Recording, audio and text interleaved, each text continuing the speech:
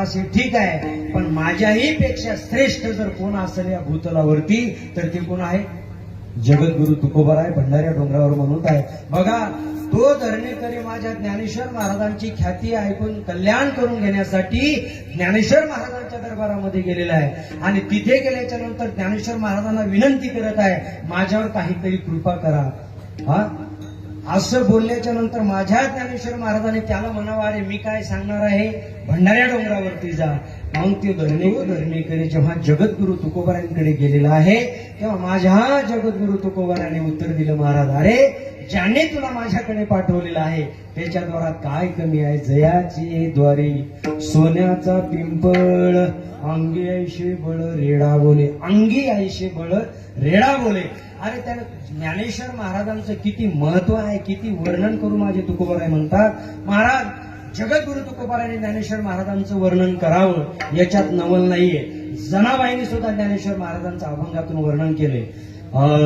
ज्ञानाचा सागर सखा माझा ज्ञानेश्वर, ज्ञानाचा सागर सखा माझा ज्ञानेश्वर, ज्ञानाचा सागर सखा माझा ज्ञानेश्वर, ज्ञानाचा सागर सखा माझा ज्ञानेश्वर. ऐसे करी गा माझा भावा सख्या माझ्या ज्ञानदेवा, ऐसे करी गा माझ्या भावा सख्या माझ्या ज्ञानदेवा, ऐसे करी गा माझ्या भावा सख्या माझ्या ज्ञानदेवा, ज्ञानाचा सागर सखा माझा ज्ञानेश्वर,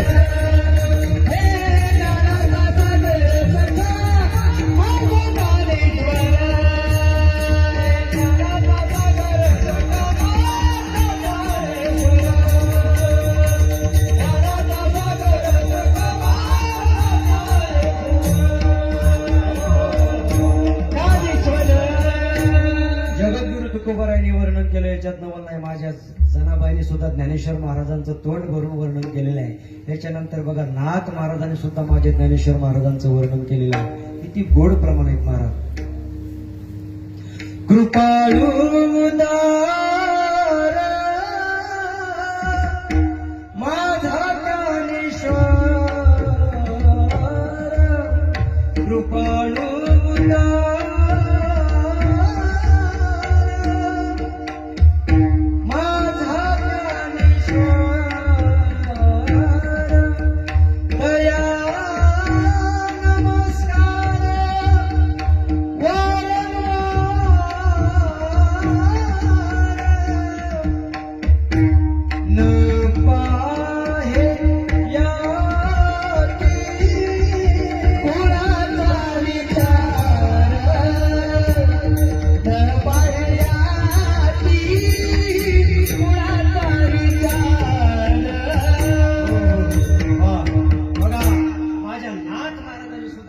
महाराजांचं वर्णन केले. किती गोड वर्णन केले बघा.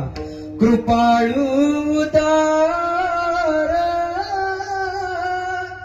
माझा ज्ञानेश्वर,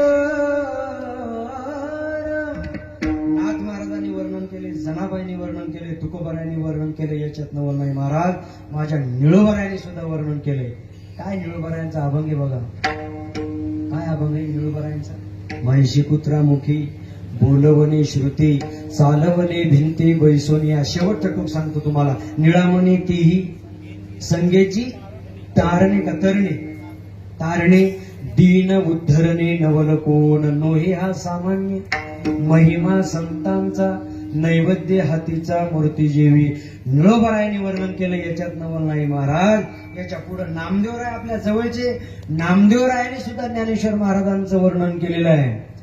काय सांगो देवा ज्ञानोबाची ख्याती, काय सांगो देवा ज्ञानोबाची ख्याती. लता मंगेशकरनं गाणं गायलेले महाराज, फार जुने. तुम्ही देखती हो तो ऐसा लगता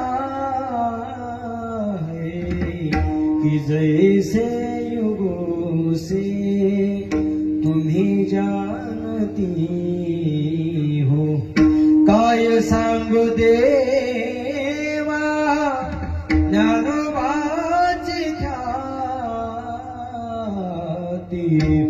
काय सांगू देवा ज्ञानोबाची ख्याती. वेद महिषामुखी वदविली पोठवरी वानू, यांची स्वरूप स्थिती चालविली भिंती मृतिकेची. एवढे पुरावे देण्याचं कारण एकच आहे की माझ्या जगद्गुरु तुकोबारांनी ज्ञानेश्वर महाराजांचं तोंड भरून कौतुक केलं, याच्यात नवल नाही. सगळ्या संतांनी महाराज ज्ञानेश्वर महाराजांचं वर्णन केलंय आणि ज्या अर्थी सर्व संत महात्म्यांनी ज्ञानेश्वर महाराजांचं वर्णन केलंय त्या अर्थी माझ्या ज्ञानेश्वर महाराजांनी काहीतरी जगामध्ये इतिहास घडवला असेल. आणि तो इतिहास काय घडवला तर पहिला चमत्कार जर माझ्या ज्ञानेश्वर महाराजांनी काय केला असेल तर निर्बुधातला निर्बुद्ध प्राणी, त्याचं नाव काय माऊली? निर्बुधातला निर्बुद्ध प्राणी, त्याचं नाव आहे रेडा. आपल्या भागात त्याला काय म्हणतात? हल्या, टोनगा. प्रत्येक भागात वेगवेगळी पद्धत आहे महाराज. कोणी टोनगा म्हणतो, कोणी हल्या म्हणतो, कोणी त्याला म्हैस म्हणतो, कोणी त्याला काय दुसरं एक नाव आहे बघा, रेडा. बरोबर आहे. पण एक लक्षात घ्या, ज्या ज्ञानेश्वर महाराजांनी रेड्यावरती निर्बुद्ध प्राण्यावरती कृपा केली त्या रेड्याची समाधी, आपण त्याला रेडा म्हणतो, टोनगा म्हणतो, हल्या म्हणतो. जर तुम्ही नाशिकला जात असताना, महाराज नाशिकला जात असताना नारायणगावच्या अलीकडे का नारायणगावच्या पुढे आळेफाटा आहे बघा, आणि आळेफाट्याच्या जवळ 4 किलोमीटर अंतरावरती त्या रेड्याची समाधी आहे महाराज. तिथं जर आपण रेडा काय जर टोनगा म्हणायला गेलो ना तर ते लोक आपल्याला हल्ल्याशिवाय राहत नाही. बघा किती महत्व असेल त्या रेड्याचं. रेडेश्वर महाराज म्हणतात, बरोबर आहे त्र्यंबक महाराज? रेडेश्वर महाराज समाधी, तिथं जर तुम्ही गेले ना समाधीला, ज्या ज्ञानेश्वर महाराजांनी रेड्यावरती कृपा केलेली आहे त्या रेडेश्वर महाराजांची त्या ठिकाणी समाधी आहे.